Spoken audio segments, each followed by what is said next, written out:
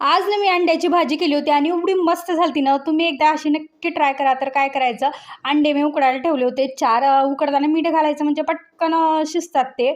आणि त्याच्यानंतर ना मग इकडे मसाल्याची वाटण्याची तयारी केली मी. तर कांदा, टोमॅटो आणि खोबरं हे सगळंच आपण चांगलं लालसर होजेपर्यंत भाजून घ्यायचं. कांदा थोडासा लालसर होजेपर्यंत भाजायचा. टोमॅटो नाही भाजलं तरी चालतंय.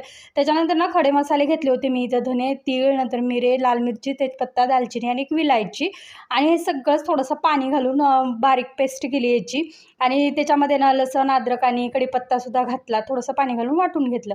आणि त्याच्यानंतर अशा पद्धतीनं, कारण मी थोडीशी ग्रेव्हीचीच करणार आहे भाजी. आणि अंडे सोललेच उकडले होते माझे.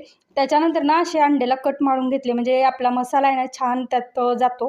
त्यानंतर तेलात थोडेसे फ्राय केले आणि त्याच तेलामध्ये मग हे वाटण टाकलं आणि तेल सुटेपर्यंत मस्त परतून घेतलं. आणि नंतर मग मसाले टाकले. आता इथं आपण मसाले खूप सारे टाकले होते आधी, त्याच्यामुळे जास्त काही नाही टाकले. हळद, लाल तिखट आणि काळं तिखट टाकलं.